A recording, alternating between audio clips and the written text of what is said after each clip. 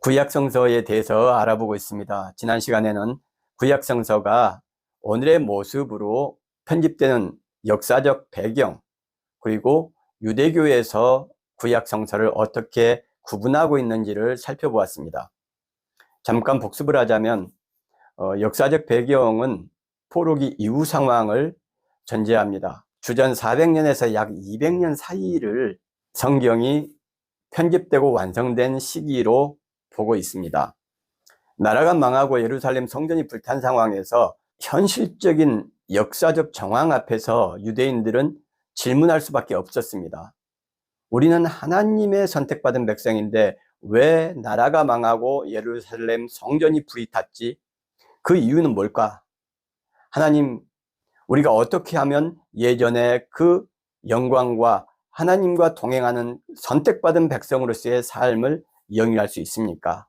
그런 기도와 고민 속에서 그들이 내린 결론들, 그게 성경에 반영되었다, 이렇게 볼 수 있습니다. 그들이 깨달은 것은 하나님과의 계약을 파기했다라고 결론을 내렸습니다. 하나님의 계약은 하나님의 말씀이죠. 그 하나님의 말씀은 유대교식으로 말하면 타나크라고도 합니다. 토라, 느비임, 하나님의 명령, 계약 내용을 준수하지 않았기 때문에 계약이 파기된 것처럼 이스라엘을 멸망 가운데, 징계 가운데 몰았다, 이렇게 그들은 생각을 했어요. 그래서 하나님의 선민으로서 다시 회복되기 위해서는 그 말씀을 지키고 준행하면은 옛 다윗 왕 시대의 영광을 되찾고 하나님의 선민으로서의 이 삶을 살아갈 수 있다라고 생각을 했습니다.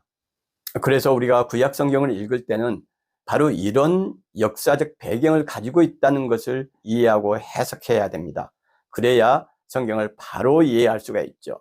나라가 패망하고 민족이 멸절 위기에 있을 때 하나님 앞에서 역사적 상황을 되돌아보며 기도하고 어떻게 신앙적인 회복을 이룰 것인가를 고민하는 과정 가운데 이 구약 성경이 편집이 된 것입니다.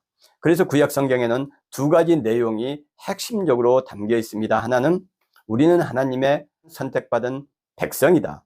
그게 모세 오경에 나와 있습니다. 그리고 계약의 내용들, 한마디로 약자를 돌보고 보살피고 사랑해야 한다.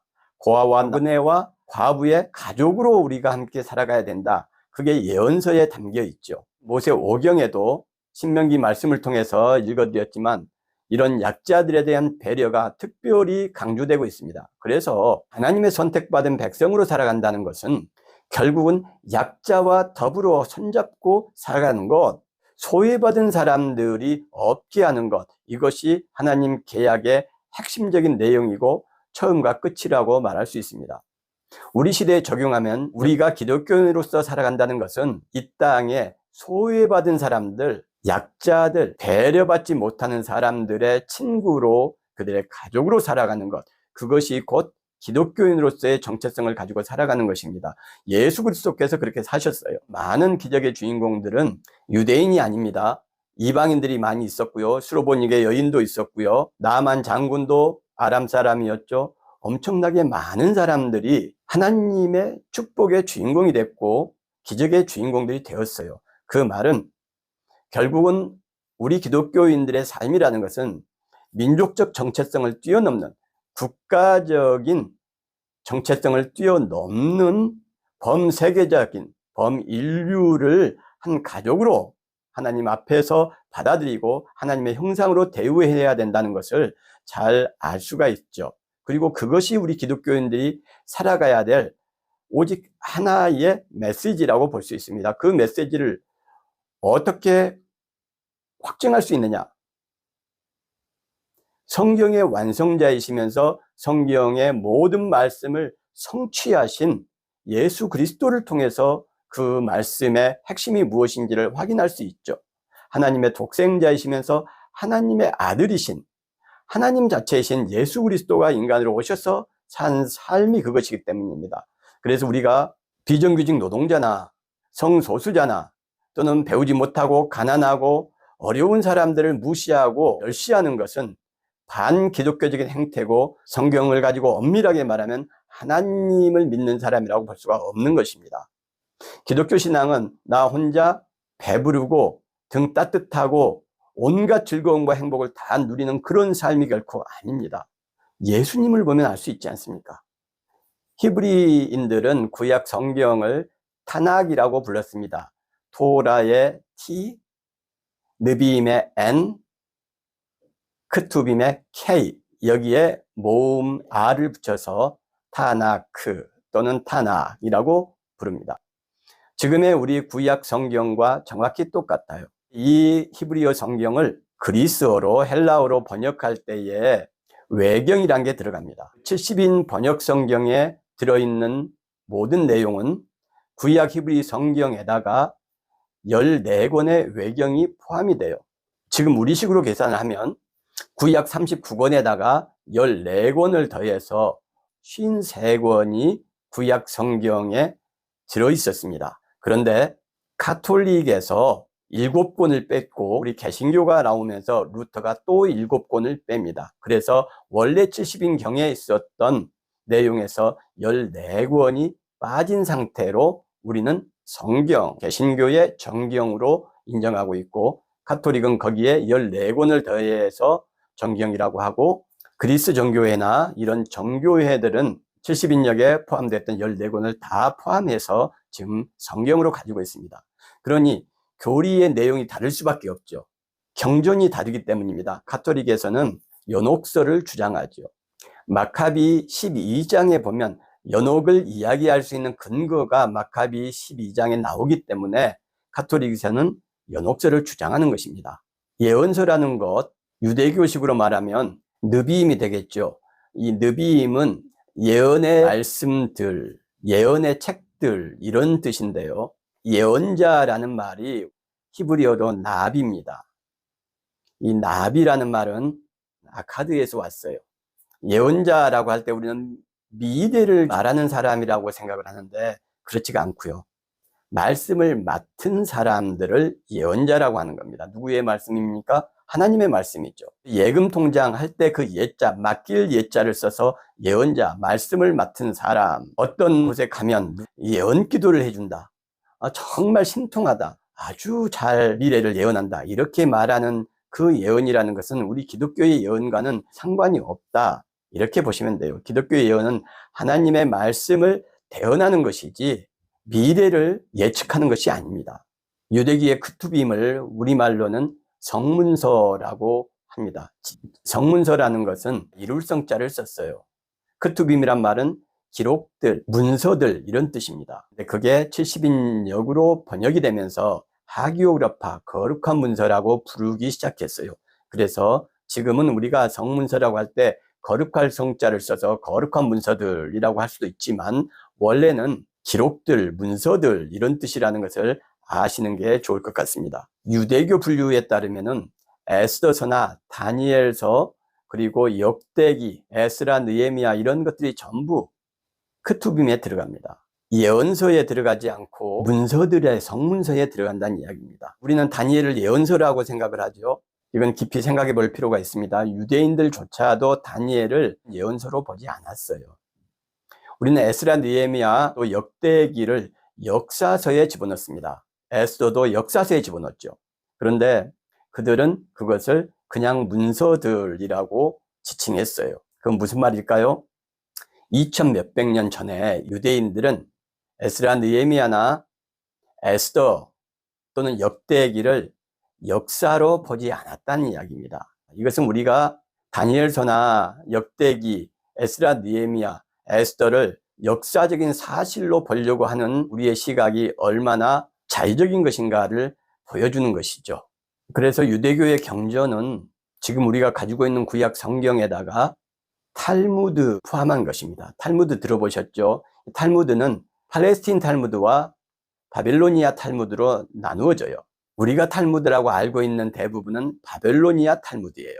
이 탈무드는 또 둘로 나눌 수가 있는데요. 하나는 구전으로, 입에서 입으로 전해진 율법, 이걸 미시나라고 합니다. 이 구전 율법과 게마라, 이 구전 율법의 각주를 단 그 내용을 게마라라고 하는데 이 두 개를 합해서 탈무드라고 합니다. 이 탈무드는 책 몇 권이 아닙니다. 수십 권이 넘고요. 10,000페이지가 넘는 엄청난 분량의 내용이고, 이 미국에서는 바벨로니아 탈무드라는 것을 오래전에 발간을 했는데 70권이 넘습니다. 우리가 알고 있는 탈무드는 한정된 아주 요약된 내용이다. 우리들이 다 읽고 교훈을 얻을 만한, 그리고 재미있는 내용만 포함된 내용이 한국인들이 아는 일반적인 탈무드입니다. 주일 미군 군종장교로 와 있었던 마빈 토케이어라는 유대인 출신의 랍비가 있어요. 이 사람이 교훈적이고 우화적인 내용들, 삶에 도움이 될 수 있는 그런 내용들을 요약해서 만든 것입니다. 실제로 탈무드는 그런 우화적인 내용은 1%도 되지 않는다, 이렇게 보시면 정확할 거예요. 구약, 오래된 계약, 오래된 약속, 이런 뜻이죠. 구약이라는 말은 신약을 전제하는 것이죠. 새로운 계약과 약속이 있기 때문에 오래된 계약과 약속이 있는 것이죠. 하나만 있다면 그냥 계약, 약속이라고 했을 것입니다. 이 계약이라는 게 성경에서는 굉장히 중요합니다. 뭐 아브라함 계약, 다윗 계약, 이런 말들을 신학자들이 쓰기도 해요. 이 계약을 맺다라는 것은 원어로 보면 히브리어로 카라트 브리트라고 합니다. 카라트는 자르다라는 말이고, 브리트란 말은 누구와 누구 사이에, 이런 뜻이에요. 그러니까 계약을 맺다라는 말이 원어를 가지고 풀어보면 누구와 누구 사이에 자르다, 이런 뜻이 되는 것이죠. 근데 왜 계약을 맺다가 누구와 누구 사이에 자르다가 됐을까요? 예레미야서 43장 13절에 보면 계약을 맺는다라는 말이 나옵니다. 또 창세기 아브라함의 이야기에서도 나오죠. 마리 문서라는 게 발견이 됐어요. 이것은 마리라는 그 고대 국가, 고대 도시에서 발견된 이제 토판들인데요. 이 마리 문서는 약 지금부터 주전 1700년경으로 이야기를 합니다. 그러니까 약 3700년 전, 이때는 누구 시대죠? 이삭 시대쯤 됩니다. 이 아브라함 이삭 시대에 A와 B가 계약을 맺다 할 때 A와 B 사이에 나귀를 자르다, 이런 말이 있는 거예요. 그 당시의 사람들은 누구와 누구가 계약을 맺을 때에 동물을 자르고 이 계약을 어기는 사람은 이 동물처럼 될 것이다, 반드시 목숨을 걸고 지켜야 된다, 이런 의미로 동물을 자른 것이 아닌가, 이렇게 이제 학자들이 이야기하는 것이죠. 그래서 그게 나중에 언어가 변천되면서 누구와 누구 사이에 자르다, 이 말이 누구와 누구 사이에 계약을 맺다, 이런 말, 카라트 브리트로 이제 정착을 하게 된 것입니다. 계약의 중요성을 알 수 있는 게 사무엘하에 나옵니다. 사무엘하 21장 1절에 보면 기근이 아주 심하게 있었어요. 다윗이 하나님께 이 기근이 어떤 이유에 이런 큰 기근이 있습니까? 이렇게 하나님께 여쭈니까 하나님께서 말씀하시기를 사울이 기브온 사람들을 죽였기 때문이다, 이렇게 이야기를 해요. 그래서 다윗이 기브온 사람들을 만나서 이 문제를 해결하죠. 기브온 사람들의 그 원성을 해결해주고 분노를 해결해줍니다. 그래서 기근이 그쳤다. 이 기브온 사람들은 왜 등장을 하나요? 여호수아 9장에 보면 기브온 사람들이 여호수아에게 다가와서 우리는 먼 나라에서 왔습니다. 그러나 당신들의 종이 되기 위해서, 당신들을 섬기기 위해서 계약을 맺으러 왔습니다. 그러니 우리를 죽이지 말고 우리 기브온 사람들을 당신들과 함께 살 수 있도록 해주겠다고 계약을 맺읍시다, 이렇게 해요. 그런데 여호수아가 하나님께 여쭤보지 않고, 그래, 기브온 사람들은 죽이지 않고 학살하지 않겠다, 이렇게 계약을 맺었다는 내용이 나옵니다. 그런데 알고 봤더니 그 기브온 사람들이 멀리서 온 게 아니고, 그러나 계약을 맺었기 때문에 그 계약을 지켰습니다. 아까 말씀드렸듯이 고대인들은 생명을 걸고 계약을 지켰기 때문에 이스라엘 사람들도 이 계약을 지켰던 것이죠. 비록 하나님께 여쭤보지 않은 또 잘못된 계약이라고 할 수 있지만, 그런데 사울이 이 기브온 사람들을 죽인 겁니다. 그러면 여호수아에서 사울까지는 약 한 250년 정도의 세월이 지난 겁니다. 그런데 사울이 여호수아의 그 계약을 파기해버린 거죠. 그래서 하나님께서 진노하셔서 기근을 내렸다, 이런 이해와 생각들이 있었던 것이죠. 비록 하찮은 이방인이고 힘없는 나그네와 같은 사람들일지라도 그들과 맺은 계약을 반드시 존중하고 그들을 보살펴줘야 된다는 것을 또 알 수가 있는 거예요. 오늘 이 시점에서 구약과 신약을 이야기할 때 이 계약의 내용은, 우리 기독교인이 하나님과 맺은 계약은 모든 약자들을 하나님의 형상으로 대우하고 대접하겠다, 돌보고 보살피겠다. 신약에서 예수님께서 마태복음 25장에 그렇게 말씀하시죠. 양과 염소들을 나눈 상태에서 천국과 지옥의 심판 앞에서 말씀하십니다. 너희들은 내가 목마를 때 마시게 하였고, 허기질 때 먹였고, 내가 감옥에 있을 때 찾아왔고, 내가 헐벗었을 때 입혔다. 저희가 언제 그렇게 하였습니까? 지극히 작은 자 하나에게 한 것이 곧 나에게 한 것이다. 염소들에게는 어떻게 이야기를 합니까? 저주받은 자들아, 너희들은 내가 배고플 때 먹이지 않았고, 목마를 때 마시게 하지 않았고, 내가 갇혔을 때 찾아오지 않았다.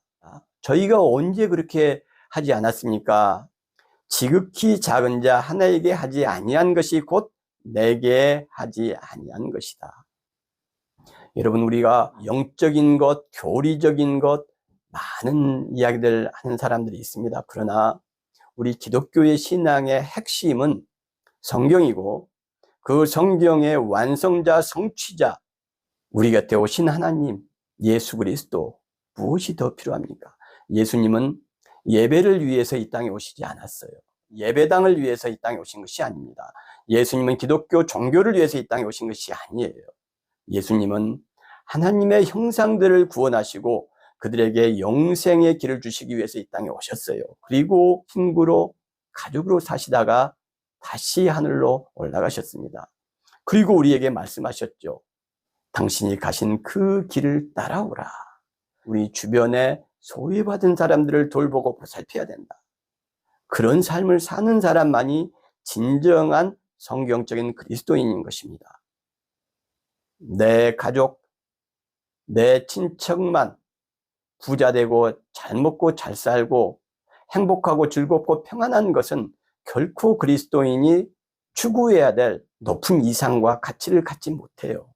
봄이 되었습니다. 여러분 모두가 마음과 정신에 따뜻한 하나님의 기운, 하나님의 의지, 하나님의 뜻이 깃들기를 주님의 이름으로 축원합니다.